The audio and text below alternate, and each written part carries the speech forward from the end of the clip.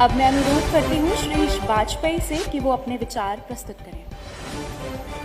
आदरणीय निरक्षीर विवेकी निर्णायक मंडल और यहाँ पे उपस्थित इस आधुनिक आत्मनिर्भर भारत के प्रिय कर्णधार मित्रों, मैं श्री वाजपेयी लखनऊ से आज के विषय भारतीय संविधान के 75 वर्ष, अधिकारों, प्रगति और यात्रा पे अपना विषय रखने के लिए उपस्थित हूं।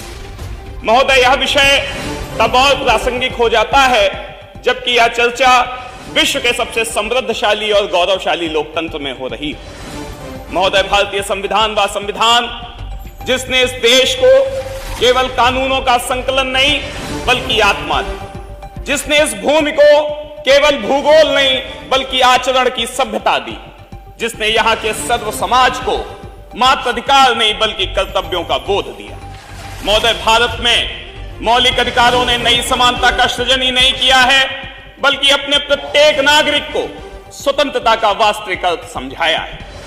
अनुच्छेद 14 से 18 ने जहां जन्म, जाति, भाषा, क्षेत्र आदि सभी भेदभावों को मिटाकर न्याय, समता का उजास फैलाया, तो वहीं अनुच्छेद 19 से लेकर 22 ने व्यक्ति की स्वतंत्रता की वह ढाल गढ़ी जिसके बिना लोकतंत्र की आत्मा अधूरी रह जाती। महोदय, आज जब अनुच्छेद 21 के अंतर्गत हम सभी को जीवन और स्वतंत्रता का अधिकार प्राप्त है, तो यह कोई मात्र कानूनी प्रावधान नहीं बल्कि हमारे अधिकारों की वह अमर सुरक्षा शक्ति है जो यह सुनिश्चित करती है कि इस देश का प्रत्येक नागरिक गौरव के साथ जिएगा, स्वाभिमान के साथ जिएगा और कभी भी कोई तानाशाह, कोई आक्रांता हमारे अधिकारों का दमन नहीं कर सकता। महोदय, अधिकार वहीं फलते हैं, वहीं फूलते हैं जहां कर्तव्यों का जल उन्हें सींचे।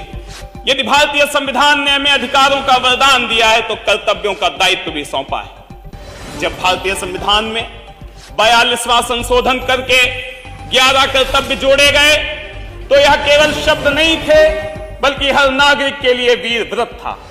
यह प्रण था कि हम अपने राष्ट्र के गौरव के प्रतीक राष्ट्रध्वज और राष्ट्रगान का सम्मान करेंगे। यह शपथ थी कि हम अपनी संस्कृति और गौरवशाली विरासत की रक्षा करेंगे।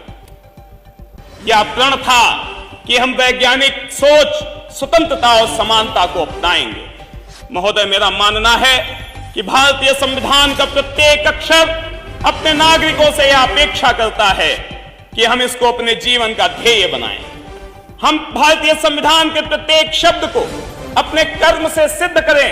महोदय, निश्चित ही अधिकारों की छांव में और कर्तव्यों के अनुपालन से मुझे कवि की यह पंक्तियां सार्थक होती दिख रही हैं कि शुद्ध हृदय की ज्वाला से विश्वास दीप निष्कंप जलाकर कोटि कोटि पग बढ़े जा रहे तिल तिल जीवन गला गला कर जब तक ध्येय न पूरा होगा तब तक पग की गति न रुकेगी। लाख है दुनिया चाहे झुके बिना न रहेगी।